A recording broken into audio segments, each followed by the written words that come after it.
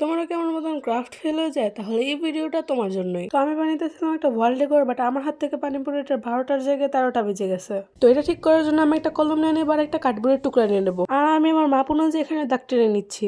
এইভাবে করে সবগুলোতেই আমি দাগ টেনে নেবো। সবগুলোকে খুব সুন্দরভাবে কেচি দিয়ে কাটার পরে বড় বড় পিসগুলোকে আমি আলাদা করে নেব। তো এখানে আমার একটা পিস কম পড়ছিল, যার কারণে আমি সবগুলো কার্ডবোর্ডের পিসের মাপে আরেকটা পিস কেটে নেব।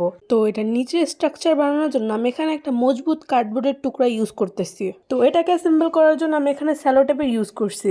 প্রথমে তো আমার নিয়ত ছিল এটাকে ফেভিকল দিয়ে জোড়া লাগানোর, কিন্তু আমার হাতে তো সময় ছিল না, যার কারণে আমি এখানে গ্লু স্টিক ব্যবহার করছি। এটাকে আমি ডেকোরেশন করার জন্য আইসক্রিম স্টিক্স এর ইউজ করছি। তোমরা এই আইসক্রিম স্টিক গুলো যে কোনো বেকারি শপে পেয়ে যাবা। আর এগুলোকে স্টিক করার জন্য আমি এখানে ফেভিকল এর ইউজ করছি। 1 বাই 1 সবগুলোকে স্টিক করার পর আমার কাছে অনেক ফাঁকা ফাঁকা লাগতেছিল, যার কারণে আমি এখানে আমার ফেভারিট কালার দিয়ে রং করে নিছি। তো এটা পুরোটা কালার করার পর আমার কাছে ভালো লাগতেছিল না, যার কারণে আমি পুরোটাকে এখানে গ্লিটার কালার দিয়ে রং করে নিছি। আর যেটা করার পর আমার কাছে কিন্তু ভালোই লাগতেছিল জিনিসটা। তো এটার ভিতরে আমার কাছে অনেক বেশি পরিমাণে খালি খালি লাগতেছিল, যার কারণে আমি একটা স্কাই ব্লু পেপার নিয়ে এটার ভিতরে লাগাই দিছি। এন্ড ফাইনালি এটার ভিতর ব্রাশ আর আমার পেন রাখার পর আমার বিউটিফুল পেন হোল্ডার রেডি।